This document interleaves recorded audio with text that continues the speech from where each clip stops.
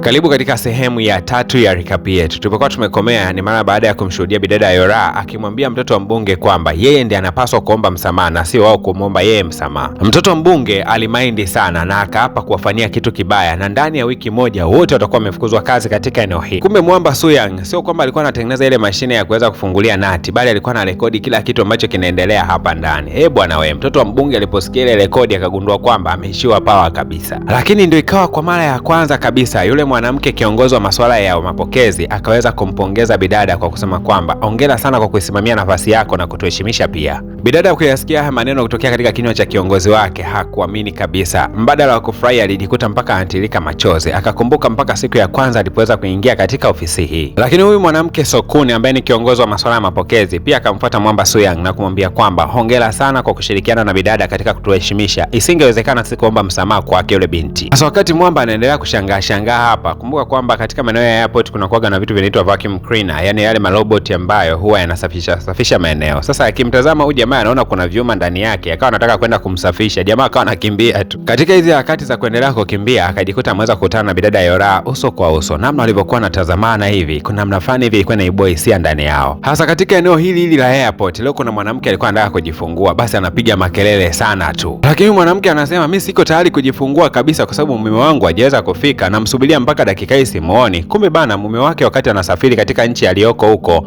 alikuwa amezuiliwa katika eneo la airport kwa sababu passport yake ilikuwa na changamoto kidogo. Lakini bidada Yora akatimba hapo na kusema kwamba na kuapia kwamba nitakwenda kukutafutia mume wako na atarudisha ndani ya nchi yetu haraka sana, naomba ukajifungue. Mwanamke anasema hawezi akajifungua mpaka mume wake awepo. Basi baada ya bidada Yora kubembeleza sana, lakini uchungu unacheza nao wewe nini, mwisho wa siku bwana mama akapelekwa katika hospitali ya jirani kidogo na akaweza kujifungua pale. Lakini sasa bidada akaanza kuhangaika kupata juhudi za kuweza kumpata mume wake. Na kumbe mume mtu alikuwa anatumia passport ambayo ni feki. Sio kwamba hakufika nchini Korea, alikuwa amefika, ila tofauti ni kwamba alifika ila akazuiliwa hapo hapo katika vitengo vya uhamiaji. Na bidada Yora alienda kutoa taarifa akisambaza ile picha kwamba kama huyu mtu ameshafika katika airport yao, anaomba ashughulikiwe haraka sana kwa sababu mke wake yuko kujifungua na anahitajika sana huku. Na hiyo picha ya huyu jamaa akamsambazia mwamba Suyang na akamwambia kwamba wasaidiane kumtafuta mtu huyu. Basi Suyang wakati anaendelea kuzunguka hapa airport, si ndo akamwona jamaa akiwa amekaa siti kabisa ya nyuma huko anasubiria utaratibu wa migration waweze kumshughulikia kwa sababu alikuwa na passport feki. Basi wakati huo watu wa wameje wakaja na kusema kwamba wewe unahitajika bana, unatakiwa kurudishwa katika nchi ambayo umetokea mpaka utakapopata passport original ndio urudi tena katika nchi yetu. Mwamba Suyang ikabidi kumrudia bidada Yora na akamwambia kwamba huyu bana mume wake kumbe ameingia hapa nchini, lakini ameingia na passport ambayo ni feki. Kwa hiyo anatakiwa kurudi tena katika nchi aliyotokea mpaka apate passport original ndio ataruhusiwa kuingia ndani ya nchi. Lakini bidada Yora hakukubali kabisa, hakutamani kuweza kuona kwamba mume wa huyu mwanamke anarudi katika nchi aliyoweza kutokea ikiwa tu mke wake ameweza kujifungua huko naye amemhakikishia kwamba atakwenda kuonana na mume wake. Akaomba kwenda kuonana na idara ya ulinzi. Lakini mume wa huyu mwanamke mjamzito alielekea katika maeneo ya mabafu, akalia sana akimwambia mke wake hongera sana kwa kuweza kujifungua. Mke anauliza unafika saa ngapi? Mimi nilikuwa nakusubiria wewe. Mshikaji kitu ilimuumiza sana mpaka huyu afande ambaye alikuwa yuko kando yake naye alikuwa ameumia sana kuona hii scene. Akajisikia vibaya sana. Sasa jamaa wakati sasa anatakiwa kupelekwa katika ndege ili aweze kurudishwa katika nchi aliyotokea,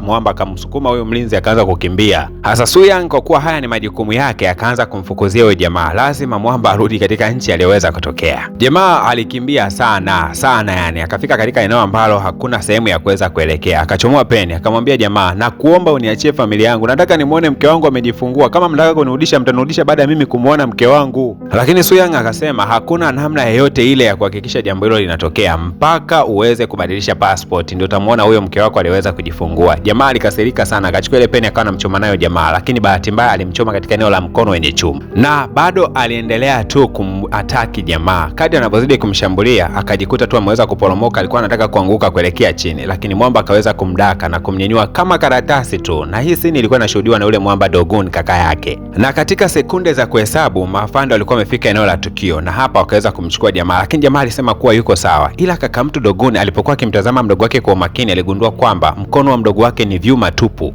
Na huku upande wa pili bidada Yora ameweza kutumiwa picha yule mwanamke akiwa yuko na mtoto wake. Akamfuata sokoni na kumwomba kwamba kwa oda yako wewe kama kiongozi wa masuala ya mapokezi, naomba umruhusu yule mwanaume aje kumuona mke wake angalau hata kwa mara moja tu. Basi sokoni akaruhusu. Ni kweli Mwamba aliruhusiwa kwenda kuiona familia yake, lakini hakuruhusiwa kuishika yani uso kwa uso. Basi akawa anaongea na familia yake kupitia kioo. Jamaa alifurahi sana kumuona mtoto wake na mke alifurahi sana kumuona mume wake. Japokuwa mume wake anarudishwa katika nchi aliyotokea, lakini akifamilisha mchakato wa passport basi atarudi tena. Na wakati Mwamba Soyang anaendelea kutumia peni yake huko ofisini kwake, akashangaa ile peni inaweza kurukia katika mkono wake. Mpaka pini zilizotokea Tunduma kule kwa vijana wanaogopa kuibiwa nyeti zao, na zenyewe bado zilikuja katika mkono wa jamaa. Na hapa ndipo ambapo Soyang alishtuka kuwa huenda mkono wake wakati ule ametobolewa na Biki ulikuwa umeasiliwa kiasi chake. Jamaa ikabidi kujificha katika chumba fulani cha siri, kisha akaufungua mkono wake na akagundua kwamba ilikuwa ni jeraha dogo tu ambalo litakwenda kuwa solved hivi karibuni. Lakini inaonekana kuna ndege ambayo ilikuwa inaelekea kutua katika ile eneo la airport. Hii ndege ilikuwa inawaka moto katika upande wa engine. Na kumbe bidada Yora naye alikuwa anataka kumpokea mama yake siku ya leo, ndo alikuwa anakuja. Kwa alikuwa na furaha sana. Ila anatazama katika dirisha anaona kuna ndege inakuja. Basi wakati huo kuna alamu ikawa imeingia katika simu yake kwamba kuna ndege inakuja ikiwa inawaka moto engine. Na bidada Yorang alikuwa na hofu kubwa sana. Na Mwamba Soyang alikuwa anajiandaa kwa ajili ya kuweza kurudi nyumbani. Ghafla akamwona bidada akiwa anachungulia ndege ambayo ilikuwa inakwenda kutua. Tena alikuwa na hofu sana. Ikabidi kutazama mara mbili. Nini ambacho kinaendelea?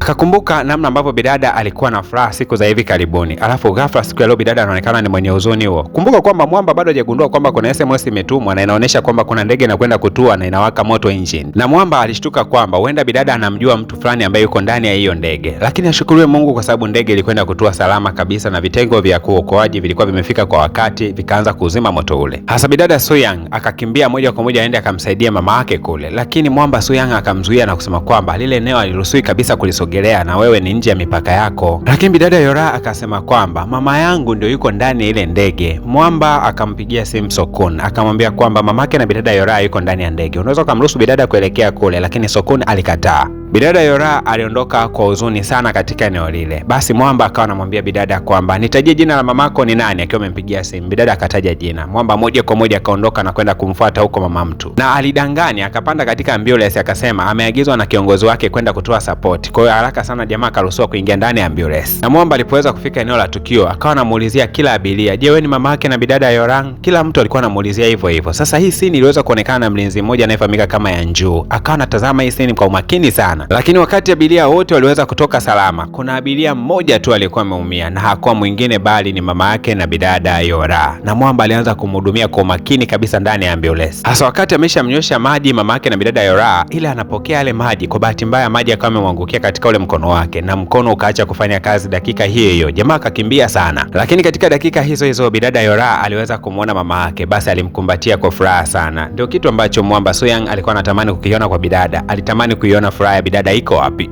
Lakini mama mtu wakati anaondoka katika ile eneo la airport akawa anamwambia bidada Yora, "Naomba usisahau kumshukuru yule kijana aliyeweza kunisaidia mpaka nimetoka salama kabisa. Naomba usisahau kumshukuru." Hasa bidada Yora alijua kwamba hapa ni kitengo cha ulinzi ndio walioweza kumuokoa mama yake. Akaanza kuambia, "Jamani, nashukuruni sana kwa kuweza kumsaidia mama yangu." Lakini wakasema hapana, aliyeweza kumsaidia mama yako alikuwa ni Mwamba Soyang, na hiyo aliongea bidada Yanju. Wakati huo bidada Yorang akaanza kumpigia Mwamba, lakini jamaa alipoweza kuiona simu ya bidada akawa amekata. Kumbe Mwamba alikuwa yuko kwa PhD, yule daktari ambaye aliweza kumtengeneza mkono huu. Bidada alielekea mpaka katika eneo ambalo mara nyingi sana Mwamba anakutana naye mara nyingi, lakini siku ya leo alisubiri na kusubiri, lakini Mwamba hakuweza kutokea katika eneo hili kabisa. Ikabidi bidada asubiri sana pale, kama masaa matatu yakawa amefika, mpaka saa 4 usiku yani hakuweza kumuona Mwamba. Jamaa ndo akawa anajitokeza. Dakika hizo hizo alikuja na mwamvuri. Bidada Yorang akasema, "Vipi, uliweza kumsaidia mama yangu leo airport?" Lakini jamaa akasema, "Hapana, sikuweza kumsaidia mama yako." Lakini Yorang akasema, "Mbona mimi Anju amesema amekuona wewe kwamba ulikwenda kumsaidia mama yangu? Kwa nini unapenda kuwasaidia watu katika hali ya usiri sana? Kwa nini unapenda kwamba kila unachokifanya kifichike kisiweze kugundulikana?" Lakini bado Soyang akazidi kusema kwamba hakuweza kabisa kumsaidia mama yake na bidada Yora. Basi bidada Yora akawa anamwambia Mwamba, "Kwa hiyo utaendelea kufanya siri mpaka lini maisha yako? Na isije ikawa unayafanya haya yote kwa sababu labda unanipenda." "Vipi, unanipenda mimi?" Huwezi kuamini, Mwamba Suyang alibaki ameduaa tu, yani anashangaa, yani alishindwa kabisa kutoa jibu kwamba anampenda bidada au ampendi. Walibaki wanatazamana tu usoni, jamaa anamtazama bidada, bidada naye anamtazama Mwamba, mpaka mvua ilipoweza kukata. Afu jamaa alishindwa kujibu chochote kile, akawa anaondoka zake. Kumbe jamaa anahofia kwamba yeye ni mlemavu, anajiona kama ni mdhaifu labda. Mwamba anaamini kwamba hapaswi kumpenda msichana yoyote yule, wala hana haki ya kumpendana na binadamu yoyote yule. Kwa hiyo yani kama vile jamaa ni sometimes katika maisha huwa inatokea mara baada ya binadamu anapopata udhaifu fulani na kuamini kwamba kuanzia sasa hivi hawezi kupendana na mtu mwingine yeyote yule, anapogusiwa swala la mapenzi ama mahusiano, huwa anahisigi kwamba hana haki katika eneo hilo. Na ndicho ambacho kimemtokea Mwamba Suyang. Haamini kabisa kwamba masuala ya mahusiano yanapaswa kuzungumzwa kwake kwa sababu yeye ni mlemavu, ukizingatia kwamba ana mguu wa bandia lakini pia ana mkono wa bandia. Jamaa anahisi kwamba hana haki ya kupendana na binadamu yeyote yule. Jamaa aliondoka kinyonge sana pasipo kutoa jibu lolote. Bwana, tukutane katika episode ya 4 ya recap yetu, na mimi nitakuwa na mambo mazuri zaidi kuliko hata haya.